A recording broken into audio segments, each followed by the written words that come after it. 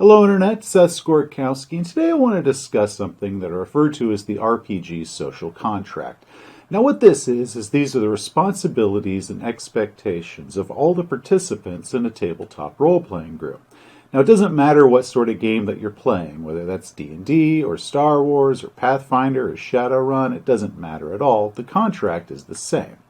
Now, this isn't a spoken contract, meaning that even if you and your players don't discuss this, and I strongly suggest that all the players do discuss it, but even if you don't, everyone at the table still has these expectations and these responsibilities. And while most players have never really consciously thought about the social contract or tried to articulate what the contract even is, they still notice and become painfully aware when one or more parties in the group is not upholding the social contract.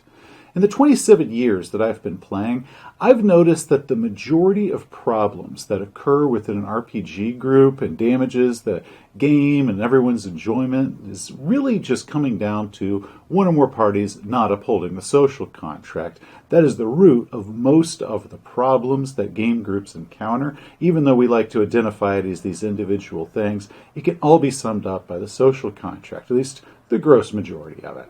I've done previous videos about the 5 worst characters and worst players and Game Master sins, but those are really more of a humorous approach, pointing out some of the individual things.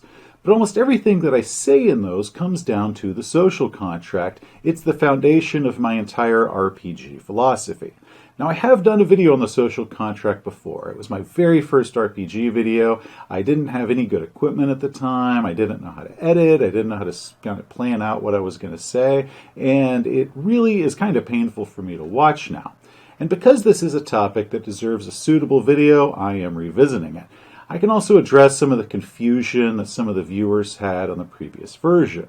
I will be keeping the old version up. It launched my entire channel, and one nice viewer even had it translated in French for me, so I am going to be keeping it out there, but this version is going to be far better and have a little bit more information, or at least better articulated information. Now, as I said, the social contract exists in every group, and the moment that that contract comes into effect is here. Hey dude, I was thinking about running a Hollow Earth campaign next week. You want in on it? Awesome, dude. Yeah, count me in. Cool, I'll see you then. Did you catch it? It happens that fast. So let's break down what just happened in that little skit. A contract consists of multiple parties. In tabletop gaming, those fall into 2 different categories. The players, which is every single person at the gaming table, and the game master, who is a player with some additional responsibilities. So let's break the roles down individually, starting with the game master.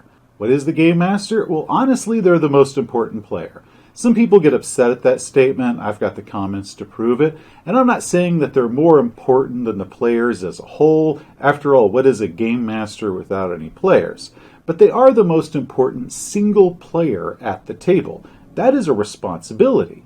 Half of the current group that I play with, I have regularly game mastered now for the past 19 years. And out of everyone at my table, I am the only person there who has a perfect attendance record.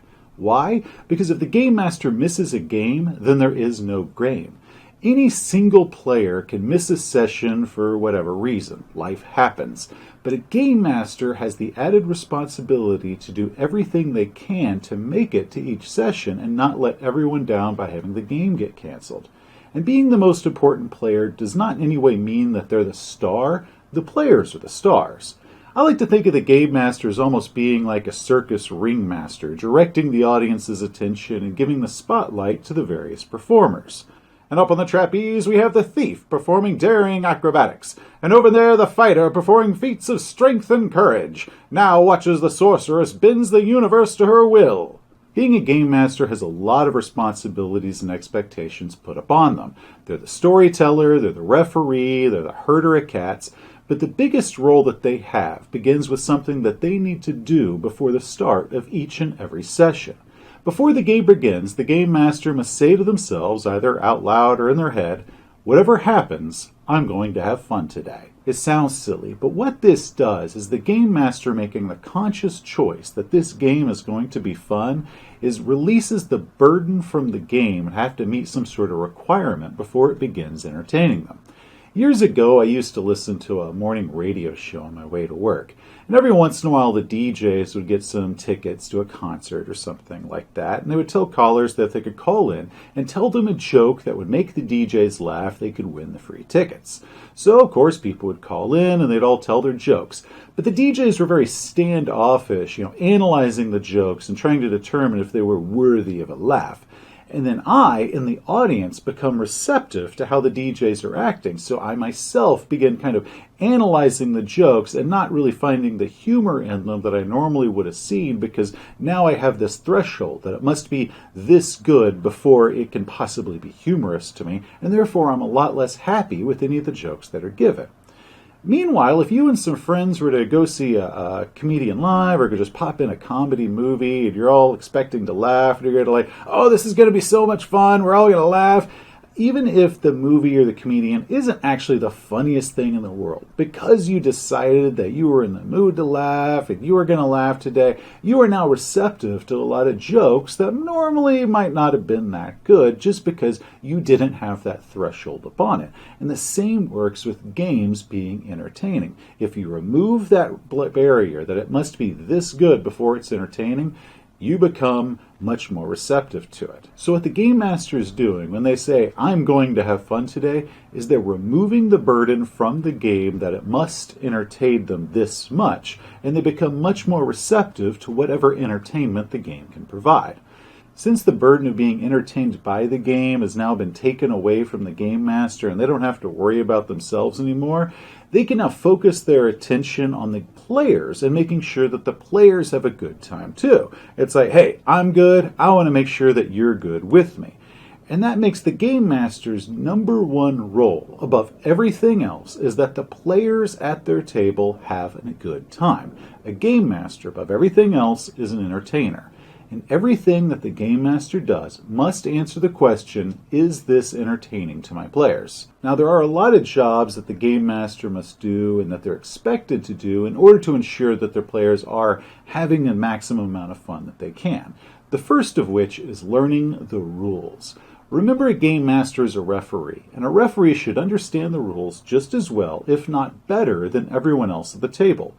Memorizing all the rules in the book is impossible. Those books are huge, and Game Masters are just human beings after all.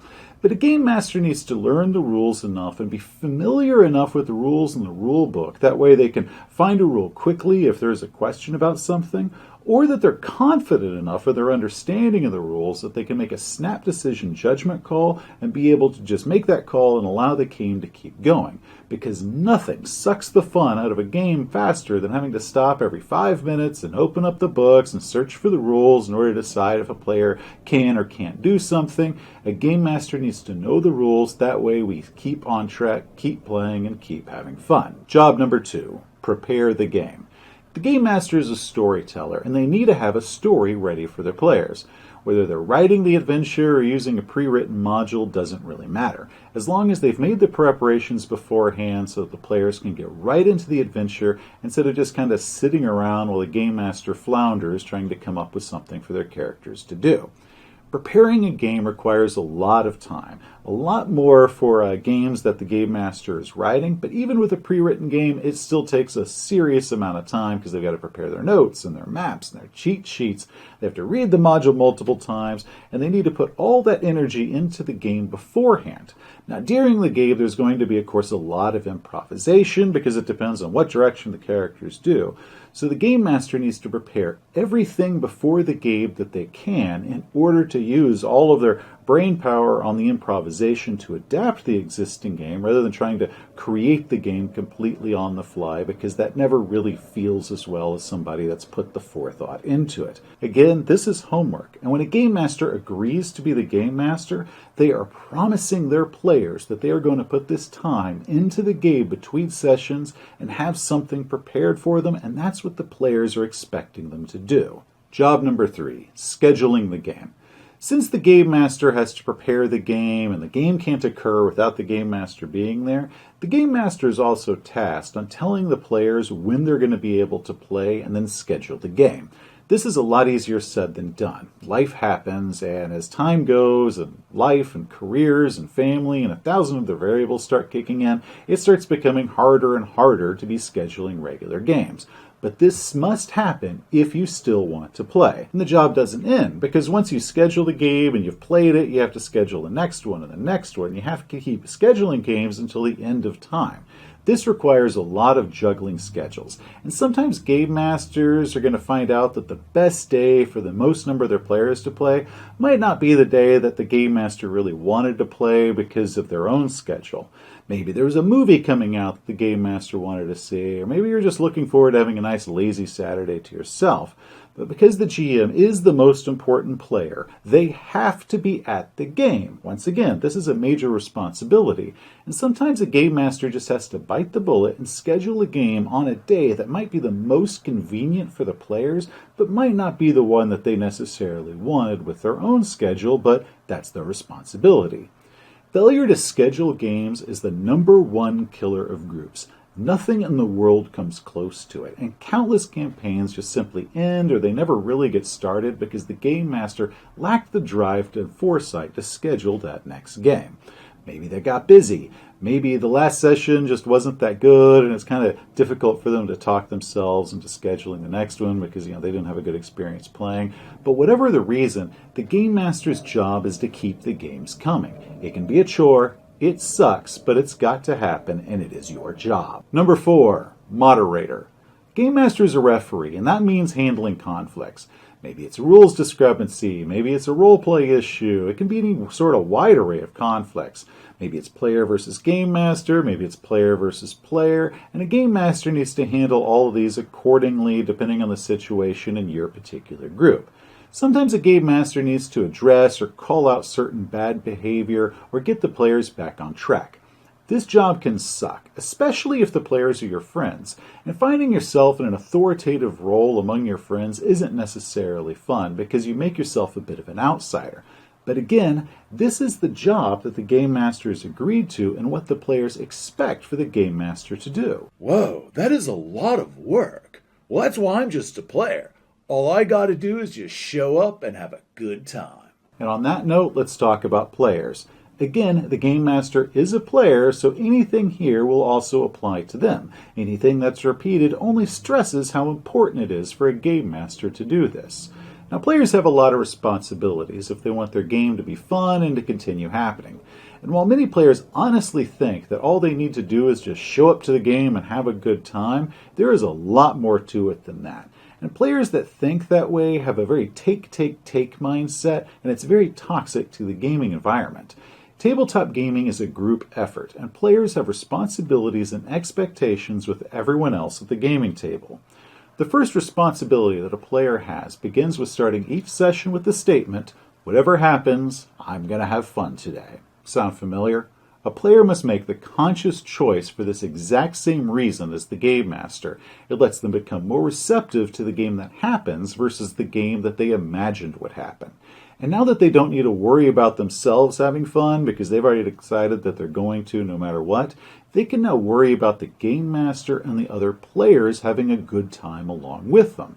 It's a giant trust game where everyone at the table is looking out for everyone else because you're all friends and you all came together to have fun.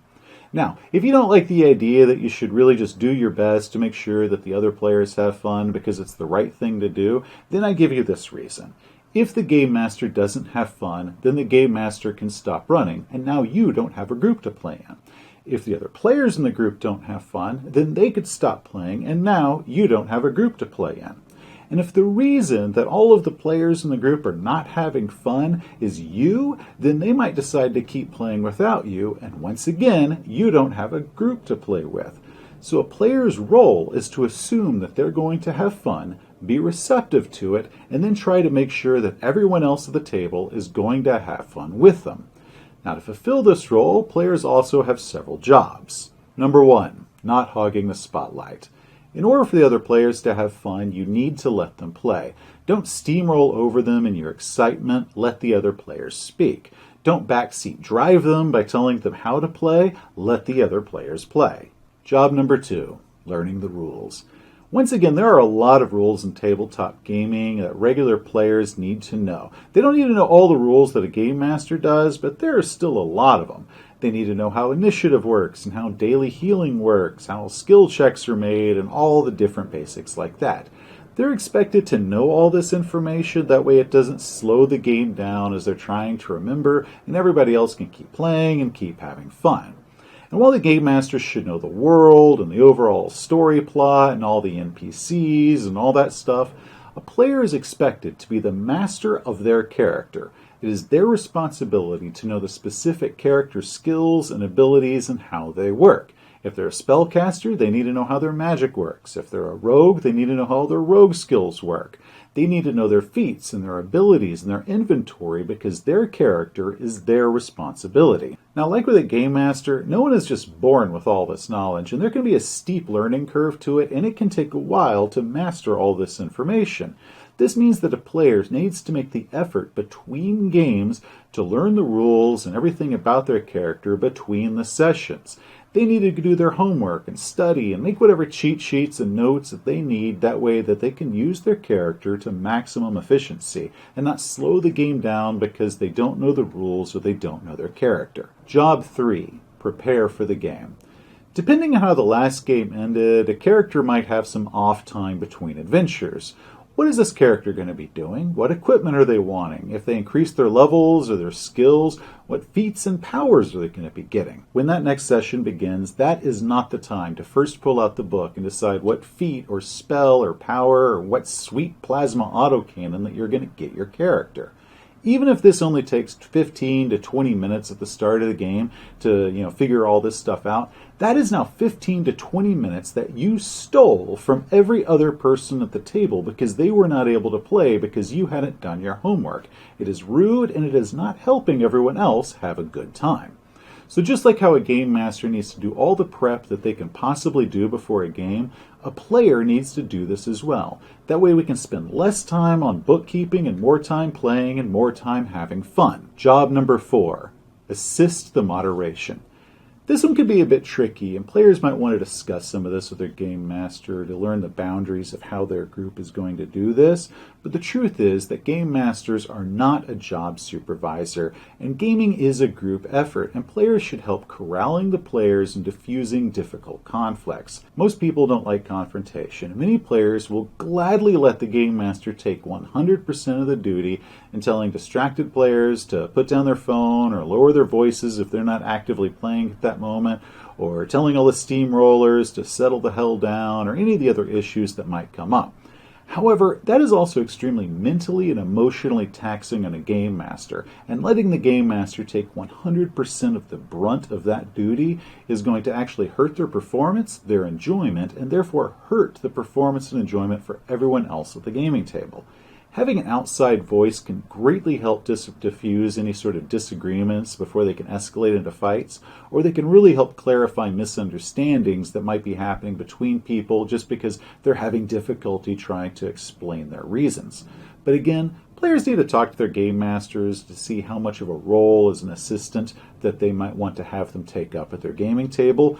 But I'm going to tell you that most game masters would love to have some help in this department. No matter how small, with moderation and cat herding, it allows the game master to focus back on the game itself and the game to move forward. Additionally, there are several other things that everyone else at the gaming table should also follow. Food. Most games are going to have some sort of food or snacks. Help with that. Pitch in whatever you can. Make sure that you thank whoever is providing food for you. Location cleanup. No matter where you're playing, there is going to be a mess. Don't just leave that mess for whoever's hosting your game. Help them with that. Even if it's just moving some dirty dishes back into the kitchen or offering to take the trash out if you're leaving after the session. But that way it helps the person that's hosting the game or wherever you're hosting the game kind of feel a little bit better about the fact that we are a bunch of filthy slobs. Be on time.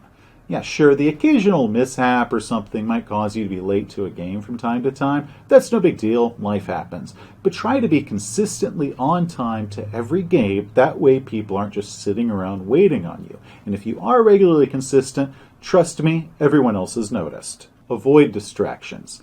Try to keep focused on the game or whatever is going on inside the game, and try not to distract the other people who might be playing if you aren't actively playing at that moment. Keep phones and other distracting things away from the game. Even you, game masters, communicate. If there's a problem in your game, talk about it. Players, talk to your game master. Game masters, talk to your players. Players, talk to each other. Once again, gaming is a group effort. If there is a problem, talk about it. Don't expect everyone else to do this for you. Be open to criticism. Be open to dialogue. Make it into a one-on-one discussion or a group discussion, whichever works best with your group, but make sure that you, whatever your role is at that table, are communicating. And finally, thank the other players at the end of an enjoyable game. Show your appreciation to them. This might sound very small, but trust me, it really does help. And that's it. That is the contract that everyone at the gaming table has with each other, whether they know it or not. Everyone has these responsibilities and these expectations. Sometimes we fail in these responsibilities. It happens, we are all human. But as long as we try to keep to our responsibilities and try to improve ourselves and not violate the social contract as much as we can, and that we're receptive and we try to be sure that everyone else at the gaming table is having a good time, then the game works and we can all move forward and have fun together. Hey, thanks for watching. If you enjoyed the video, please give it a like. If you want to see some of our other videos, our game reviews, just hit that subscribe button. Till next time, players, stay awesome.